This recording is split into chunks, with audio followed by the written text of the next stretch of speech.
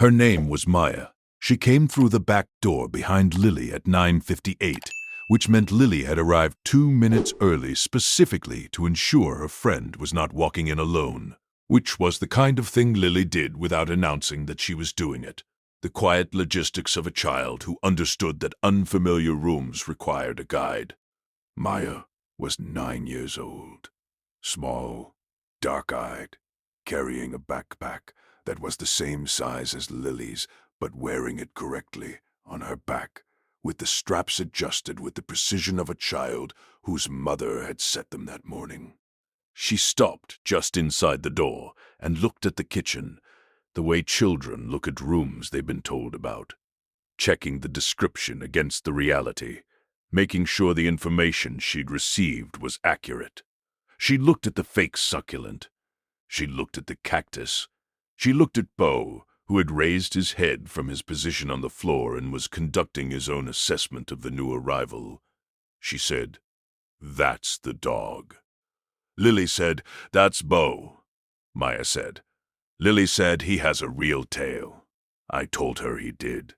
She went to him with the careful, specific approach of a child who has been taught to ask before touching an animal she doesn't know.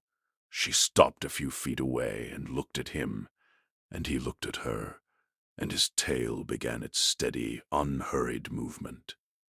She said, "That is his real tail." Lily said, "I told you."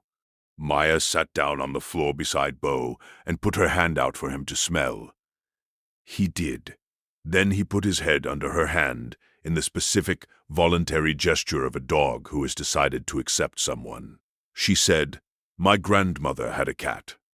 His name was Henry. He didn't do this." Lily said, "Cats are different."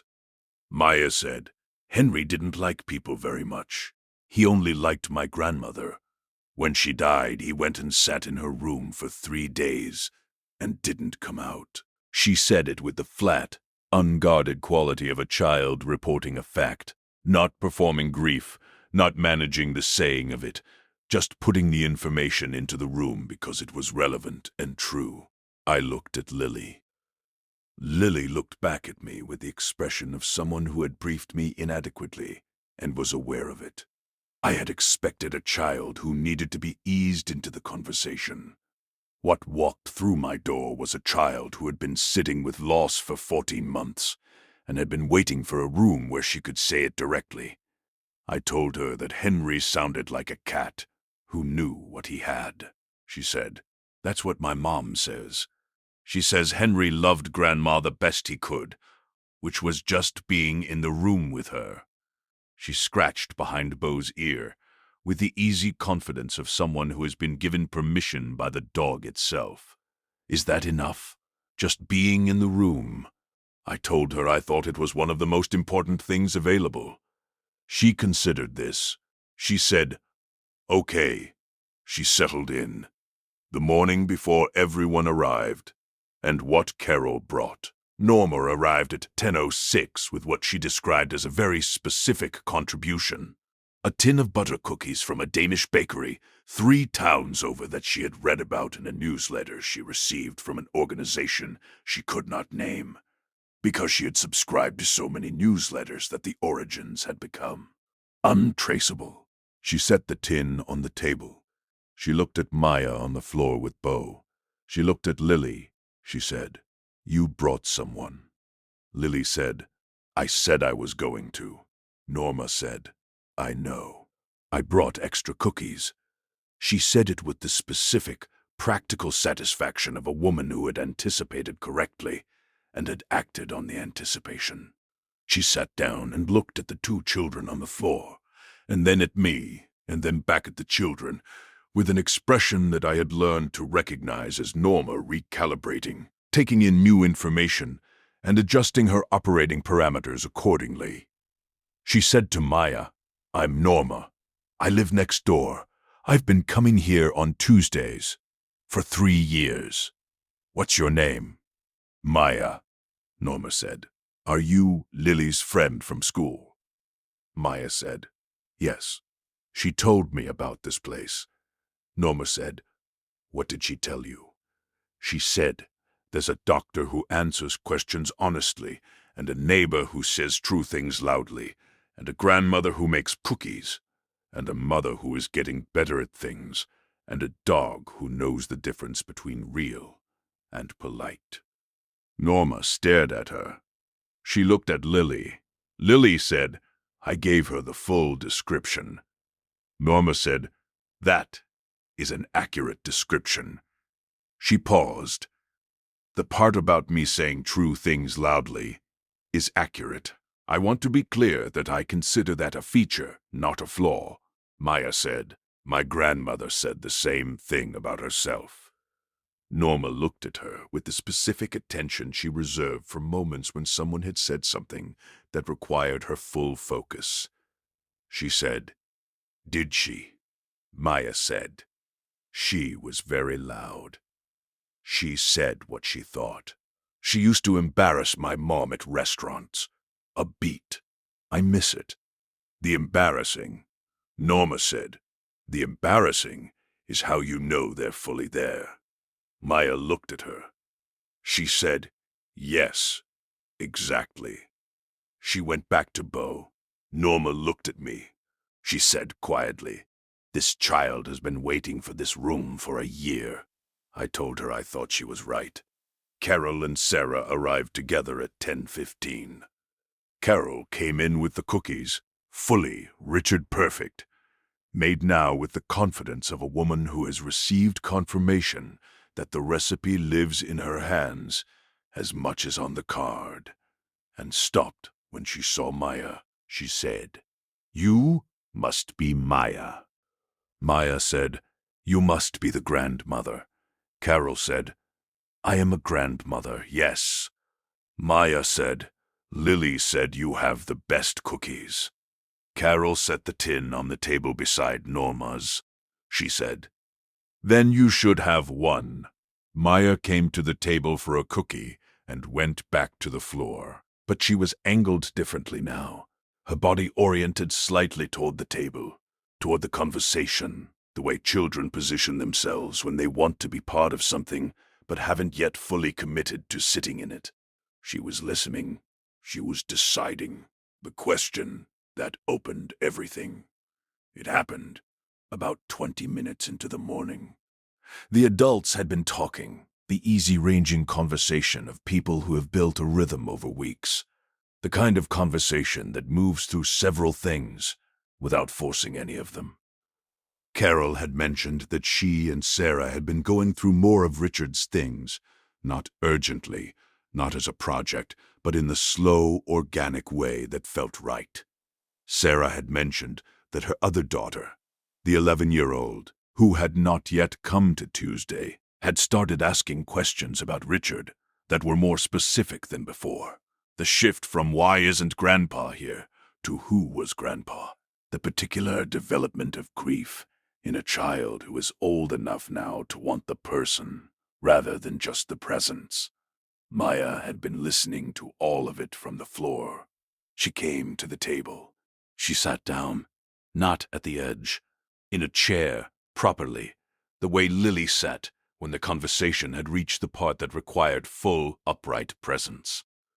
She had been watching Lily do this for nearly an hour, and she had learned the signal. She said, "Can I ask something?" I told her she could. She said, "Does she know?"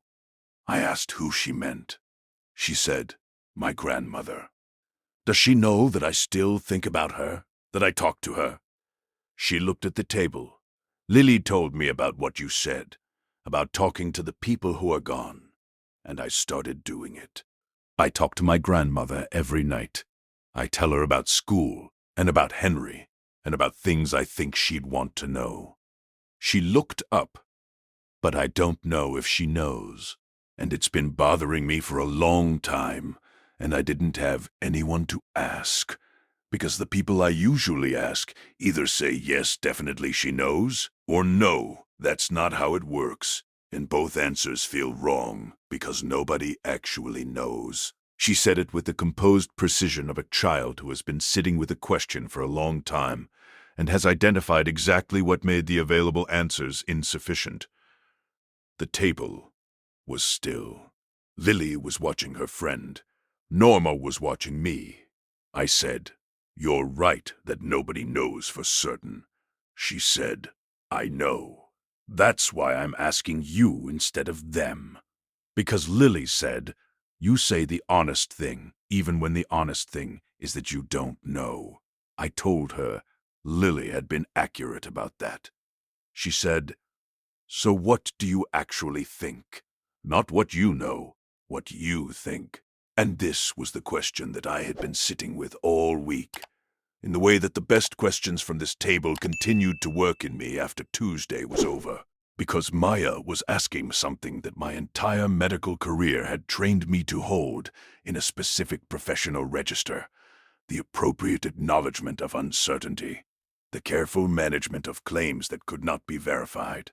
And she was asking me to step out of that register and into the one that required something different. She was asking what I actually thought, not as a physician, as a man who had been in those rooms. I said, "Can I tell you what I've observed in 40 years of being with people at the end of their lives?" She said yes. I said, "I have been in the room when more than 400 people died, and what I have watched in the specific window when they are still fully conscious and still fully themselves is this: they reach for the people they loved, always, without a single exception. They say names, they reach for hands, they want the presence of the people who mattered most to them." She was listening with the complete, undivided attention of someone for whom this information was essential. I said, "And the thing that struck me across all of those moments was how specific the reaching was. Not for people in general, for specific people, named people, the exact right person, at the exact right moment. As if the love itself had a direction, as if it knew where to go." I paused. I said, "I can't tell you with certainty that your grandmother knows you talk to her. What I can tell you is that the love you have for her is real, and the love she had for you, the love that reached for you when she was alive, I don't believe that kind of love simply stops. I think it continues to have a direction, and the direction it pointed while she was alive pointed at you." Maya was very still. She said, "So when I talk to her," I said, "I think the love you're sending has somewhere to go." She sat with that. She said, "That's what I wanted to hear. Not the yes, she definitely knows. Not the no, that's not how it works. The love has somewhere to go." She looked at the table. "That feels true." I told her I thought it was as close to true as I was able to get. She nodded slowly. Then she said, "Lily said you answered her question about where people go by saying the love doesn't stop." And I kept thinking about that, because my grandmother was a person with a lot of love. She had too much of it. She always had more than you expected. She gave it to everybody. To me, and to my mom, and to Henry, and to people she had just met, and to the woman at the grocery store she saw every week for 20 years. She paused. If that love doesn't stop, it must be going a lot of places. I told her I thought that was probably right. She said, "Good. I like that idea. Her love going to a lot of places." She went back to the floor. Norma picked up her coffee cup. She set it down. She said, "The grocery store woman." Nobody said anything. She said, "There's a woman at my grocery store. Marta. I've been seeing her for 15 years. I don't know her last name. She asks about Dennis every week. Still, 4 years later, she still asks." She was quiet for a moment. I didn't think about her as someone who received Dennis's love, but she received something from him. Something that keeps going because she keeps asking. She said it quietly, not for the room, for herself. "Working something out," Carol said. Richard used to tip the parking lot attendant at the hospital, the same man for 11 years. He learned the man's children's names.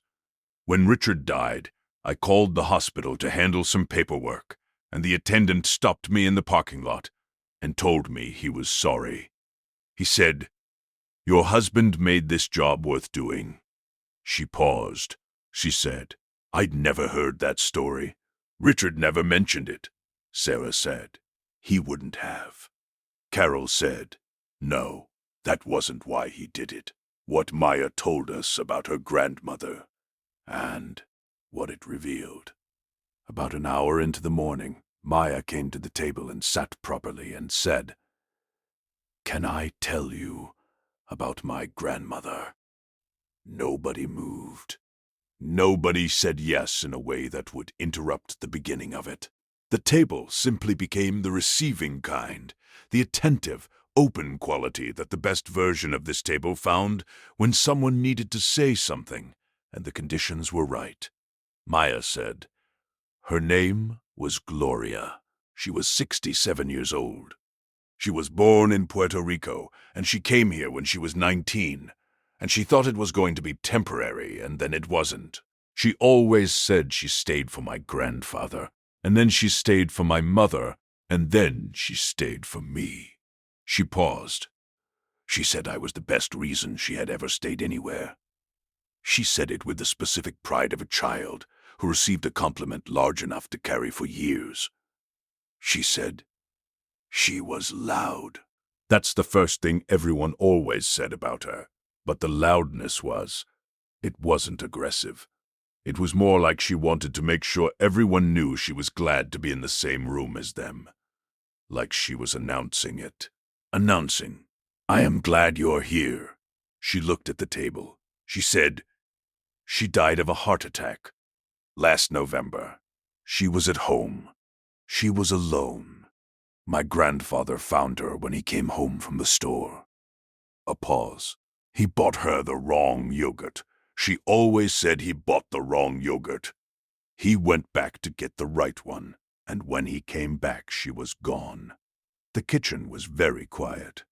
Maya said, "He still buys both kinds now, just in case." Norma made a sound that was not quite a word. Maya said, "I know it doesn't make sense. He knows it doesn't make sense. But he buys both kinds and puts them in the refrigerator. And when we visit, I always eat the one she would have wanted." She looked at her hands, "So he doesn't have to throw it away." She said it the way she said everything, without performance, without the awareness that what she was saying was extraordinary. It was simply the truth of her family's particular grief, stated plainly, available to anyone in the room who needed it. I thought about what she had just described. A man who buys two kinds of yogurt because his wife of 40 years preferred one, and now he cannot bring himself to stop buying both. A granddaughter who eats the right one when she visits, so that the gesture has a destination. The specific, wordless, entirely functional grief ritual of two people who loved the same woman and are finding their own ways to keep the love in motion. I said, "Maya, what you do for your grandfather, eating the yogurt, do you know what that is?" She looked at me. I said, "That's presence. That's showing up. Not for yourself, for him. You show up for the grief he's carrying, and you take a piece of it, and you carry it with him, so he doesn't have to carry it alone." She said, "It's just yogurt." I told her the yogurt was not the thing. She considered this. She said, "What is the thing?" I said, "The knowing. You know what he needs, and you give it to him without being asked, without making it a thing. You just eat the yogurt." I paused. Norma does that for me. She comes on Tuesdays with food I didn't ask for, and she just is here. She doesn't say, "I am here for your grief." She just comes. Norma said, "I never thought of myself as someone's yogurt." Lily said, "That's the best sentence you've ever said." Norma said, I'm going to put it on my tombstone." Maya looked at Norma. She said, "Are you Dr. Carver's Norma?" Norma said, "I don't know what that means." Maya said, "Lily said you were. She said you were the person who showed up on day 11 and made him laugh, and that changed everything," she said. "You were the reason the table exists." She paused. "My grandmother was my Norma. She showed up for everything. She was the loudest thing in every room, but she always knew what you needed before you said it." She said, "How old are you?" Maya said, 9. Norma said, "You're going to be an important person." Maya said, "I'm already important. My grandmother told me." Norma said, "She was right. What I told the table about, what Gloria revealed. I want to stay with what Maya described, not the yogurt specifically, though the yogurt is where the truth lives, but the pattern it represents, because I think it is the most important thing this table has encountered in 14 weeks. Gloria was the kind of person who filled rooms, not with noise alone, though she was loud, and the loudness was, as Maya described it, an announcement. I am glad you are here. She filled rooms with attention, with the specific, directed quality of someone whose presence is entirely available to whatever she has walked into. The wrong yogurt. The grocery store woman Norma mentioned. The parking attendant, whose children's names Richard learned. These are not coincidences, and they are not personality quirks. They are the natural output of a specific kind of person.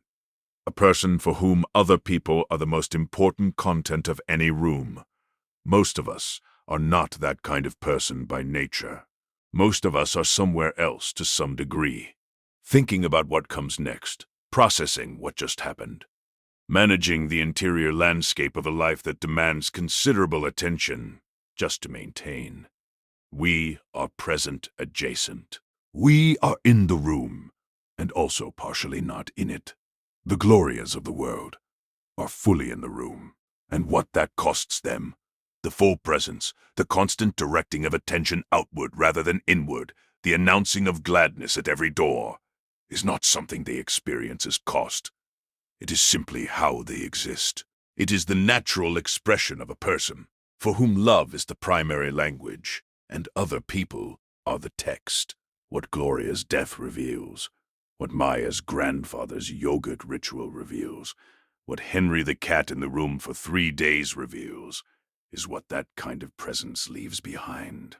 It leaves a shaped absence that is larger than ordinary absence. Not because Gloria was more loved than other people who are lost, but because the fullness of her presence made the fullness of her absence proportionally vivid. The room that was always loud is now specifically quiet in her frequency. The yogurt that was always the right one is now the yogurt that requires a second purchase. The cat that tolerated everyone and loved only her is in her room for 3 days because the room still smells of the presence, and the presence has not learned yet to be gone. This is what full presence produces in the world. Not only the warmth of its existence, the specific, irreplaceable, unmistakably shaped evidence of its absence. I want to tell you something about this that I think matters enormously for the way you live the time that is still available to you. The presence you bring to the people in your life is not a commodity. It is not something that can be approximated or substituted or replicated by a different volume of lesser quality attention. The people who love you know the difference between your full presence and your partial presence, the way Maya's grandfather knows the difference between both yogurts. They know. They have always known, and the evidence of that knowing is visible not in what they say about it. The Glorias of the world rarely demand acknowledgement of the quality of their attention, but in what happens when it is gone. The cat in the room, the second yogurt in the refrigerator, the child who eats the right one so he doesn't have to throw it away. That is what full presence leaves behind when it goes. That is the inheritance. Build yours, Norma. And the thing she said that she didn't plan to say. About 90 minutes into the morning, when the conversation had found one of its natural resting places, and the table was in the comfortable quiet of people who have said significant things and are letting them settle, Norma looked at Maya. She said, "Your grandmother, Gloria." Maya looked up. Norma said, "Did she know that she was the reason things were better for the people she loved?" "Did anyone tell her?" she said. "My grandfather told her all the time. He was very verbal about it. He told her she was the best thing that ever happened to him every single day. She told him he was ridiculous, but she liked it." Norma said, "Good." Maya said, "My mom wasn't as verbal. She showed it more than she said it. She did things for Grandma, drove her to appointments, fixed things in her house, was there when Grandma needed her to be there." She paused. "But I don't think she said it enough." Norma said, "Has she said it since?" Maya said, "She talks to Grandma's picture sometimes. I've heard her. She says things she didn't say when Grandma was alive." Norma said, "Good." Maya said, "Is it too late to say things to the picture?" Norma said, "No." She said it with complete conviction, without qualification, with the specific authority of someone who has been talking to a person's absence for 4 years and has arrived at a settled position on its value. Maya said, "Because the love has somewhere to go." Norma said, "Because the love has somewhere to go." She said it back to Maya with the tone of someone returning something the child had lent her.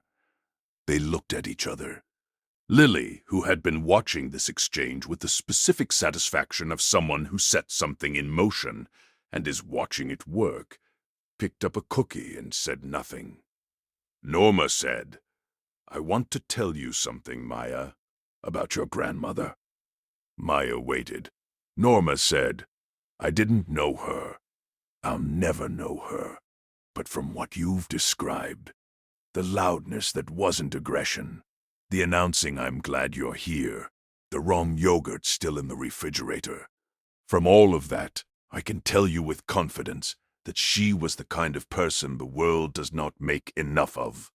She paused. "And you, the way you talk about her, the way you eat the yogurt, the way you came to this table and said true things to strangers without being afraid of the saying of them. You are her. She's in you." The loudness went somewhere. Maya was very still. She said, "She used to say I had her eyes." Norma said, "I bet you have more than her eyes." Maya looked at her hands. She said, "I want to be loud like her. When I grow up." The announcing kind of loud. Norma said, "Start now. You're already better at it than you think." Maya thought about this. She said, "My mom says I'm too much sometimes." Norma said, "Your grandmother was too much. That's why you're here, grieving her the way you're grieving her. You can't grieve someone who was too much in a small way. The grief has to be as big as the person." She said it the way she said the true things, without ceremony, without the awareness that it was significant, as if it were simply the accurate observation, and she was just reporting it. Maya looked at her. She said, "I'm going to remember that. The grief has to be as big as the person." Norma said, "Good. Write it down if you have to." Maya said, "I don't need to. I'll remember." What the conversation turned to, and what Carver said that he hadn't said before. After a while, after the cookies had been significantly reduced, after Beau had gone to his water bowl and come back and settled again, after the conversation had passed through several of the chambers it always passed through on the best Tuesdays, I said something that I had been thinking about since Maya walked through the door. I said, "I want to tell you both something." Lily and Maya. Something I've told the adults at this table in different pieces, but haven't said to you directly. They both looked at me. I said, I spent 40 years in emergency medicine watching people arrive at the most important moments of their lives. Not the best moments, the most important ones. The ones where everything else fell away, and what remained was the truth of what a person had built and what they had left behind. I said, and what I can tell you, what I know with the certainty of someone who has been in those rooms, is that the people who were at peace at the end were the people who had been present. Not perfect, not without mistakes, not without years of being somewhere else when they should have been in the room, but people who had, at some point, found their way back, who had said the things, who had shown up for the people they loved with the quality of attention that those people deserved. I looked at them. I said, your grandmothers, Margaret, Gloria, Richard, they were those people. They showed up. They were present. They loved the people in their lives with the kind of love that leaves a shaped absence when it goes. And that means they were at peace. I don't know the specifics of their final moments, but I know the pattern. And the pattern says, the people who loved like that were not afraid. Lily said, Margaret wasn't afraid. I told her I didn't think so. I told her about what she had written in the letter, the specific, clear, already decided quality of the woman who walked to Norma's back door in October with an envelope and said, give this to Ed when the time is right. The woman who knew what she needed to say and said it before the circumstance required it. That is not the act of a frightened person. That is the act of a person who is at peace with the accounting. Maya said, was Gloria afraid? I told her I didn't know Gloria, but I told her what I knew from the pattern. That a woman who announced, I am glad you are here at every door, who filled rooms with full presence, who loved a cat and a grandfather and a granddaughter and the grocery store woman and everyone in her orbit, with the specific fullness that Maya had described. That woman would have had a very clean relationship inventory. She would have arrived at the end knowing that the love had gone places, that it had been given fully, that it was still moving. Maya said, the grief has to be as big as the person. I told her yes. She said, so the love has to be as big as the grief. I told her that was exactly right. She said, so Gloria's love was very big. I told her that appeared to be the case. She nodded. She said, good. I'll tell my grandfather. She said it the way she said everything, as a practical decision, made and executed without drama. She got up and went to the windowsill. She looked at the fake succulent and the cactus. She said, who are these from? I told her the succulent was from Norma and the cactus was from Carol. She said, so this is where the door things live. She said it so simply that nobody responded for a moment. Then Lily said, that's exactly what it is. What happened before the girls left, and what Maya did. At noon, Sarah started gathering things, the signal that the morning was finding its end. Not because it needed to, but because the children had been there for 2.5 hours, and the world had its requirements. Maya stood and put her backpack on. Correctly, on her back. The straps adjusted the way her mother had set them. She said her goodbyes in the specific order she had apparently decided on during her time at the table. Beau first, then Norma, then Carol, then Sarah, then Lily. She got to me last. She said, Dr. Carver, thank you for answering my question. I told her she was welcome. She said, can I come back? I told her she could come back any Tuesday. She said, I have more questions, but they're regular ones, not the big ones. I told her the regular ones were welcome too. She said, one of them is about Henry, what I should do with him now that Grandma is gone. He lives with my grandfather, but he's still sad, and I don't know how to help a sad cat. I told her we would think about that one together. She said, "Good." She started toward the door. Then she stopped. She turned back. She said, "Dr. Carver, the love goes to a lot of places." I told her yes.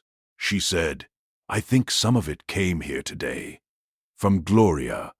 She looked at the windowsill. "I think she would have liked this kitchen." She said it with the complete confidence of someone who knew their grandmother well enough to make accurate predictions about her preferences. I told her I thought she probably would have. She said she would have been very loud about how much she liked it. She left. Lily followed. Pausing at the door, she said, "Good Tuesday." She left. The back door closed. Norma said, "Good Tuesday, Dennis." She said it to the window, as she always did. Then she looked at me. She said, "Ed, we need to talk about the table." I told her I was listening. She said, "It keeps growing. The girls. Maya. Next week, there'll be another one. And the week after, someone else will need a Tuesday." She put her hands flat on the table. "You have more to give than this room holds. I've been thinking about it since Lily said it last week. The table should keep growing." I told her this channel was part of that. She said, "I know. But I'm talking about the actual table too. The actual people. The ones who can sit in the chairs and eat the cookies and bring their questions." She looked at the windowsill. She said, "Gloria would have walked through this door without being invited, and sat down and started talking, and not left for 3 hours. That's what the people who know how to love do. They find the room, and they fill it." She looked at me. She said, "This room isn't full yet." I told her I thought she was right. She said, "Of course I'm right. I'm always right." She picked up her bag. "I'm also out of things to say, which is unprecedented, and I'm going to go home before it gets worse." She left through the back door. Carol gathered her things. She said, "Richard would have liked Maya." I told her I thought he would have. She said he would have asked her about Henry the cat for 45 minutes. He was always more interested in the animals than anyone realized. She smiled the specific smile of someone accessing a memory that is painful and warm at the same time. He would have known exactly what to do for a sad cat. She left. Sarah lingered for a moment at the door. She said, "Maya cried on the way here, in the car. She told me she was nervous. She said she was afraid the questions would sound stupid." I told her the questions were the best ones asked at this table in weeks. Sarah said, "That's what I told her." She paused. She said she wants to write them down from now on. Like Lily. She said, Lily told her, "That's how you make sure the questions are ready." I told her that was a very good idea. She said, she also said she wants to bring her grandfather someday, when he's ready. I looked at the table, the chairs, the space around it where more could go. I told her to bring him when he was ready. She nodded. She left. I stood in the kitchen. Beau came and sat next to me and looked at the back door for a moment, then looked up at me. I looked at the windowsill, the fake succulent, the cactus, both of them still there, both of them from specific people who had walked through this door and changed something by the walking of it. I thought about what Norma had said. This room isn't full yet. I thought about Maya's grandfather, buying both kinds of yogurt. I thought about Henry the cat in Gloria's room for 3 days. I thought about the love that goes to a lot of places. And I thought, the table is not finished. It is still growing. And the growing is the point. What I want you to take from this. I want to give you 4 things before we are done. The first is Maya's instruction, which I think is the most important thing said at this table, since Lily asked the not regular questions. The grief has to be as big as the person. If you are carrying a loss that is larger than the people around you seem to think it should be, if someone has told you to move on or minimize or contain your grief to the size that is comfortable for the people observing it, I want you to hear what a 9-year-old said at my kitchen table on a Tuesday in November. The grief has to be as big as the person, not forever, not at full intensity for the rest of your life, but in the seasons when it is large because the person was large, because the love was large, because the presence was full and the absence is proportionally vivid, and the shaped hole is the size of the person who occupied it. That size is appropriate. Honor it. The second is about the yogurt. There is someone in your life, right now, in the life you are living, who is performing a yogurt ritual for you. Some small, wordless, repeated act of grief or love or presence that they have never explained and you have perhaps never fully noticed. Something they do consistently, without announcement, that carries inside it a weight of feeling that the action itself does not reveal. Notice it, and then name it. To them. Not to thank them, though gratitude is appropriate, to let them know you see it, that the love they are sending has a destination, that it arrives. The third is about the love that goes to a lot of places. Gloria loved the grocery store woman. Richard knew the parking attendant's children. Norma receives strangers at doors with casseroles. Margaret read aloud in a room to include a man who was present and somewhere else. These are not peripheral details. These are the evidence of a life lived at full presence. The love that goes everywhere, because the person who carries it is fully in every room they walk into. Be fully in the room, not as an aspiration, as a practice. Today, this afternoon, in the next conversation, with the next person who deserves the quality of attention that a woman named Gloria gave to everyone she ever encountered. Announce it. I am glad you are here. Not in words, necessarily. In attention. In the full, directed, completely available gift of being exactly where you are, with exactly who is in front of you. The fourth is the simplest and the most important. The table should keep growing. Wherever your table is, the actual table, the kitchen, the regular Tuesday, the thing that has been slowly becoming the place where the real things are said. Let it grow.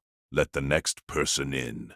Let the next Maya walk through the door and sit on the floor with the dog, and say the true things to strangers without being afraid of the saying of them, because the love goes to a lot of places, and some of it came here today, and this room isn't full yet.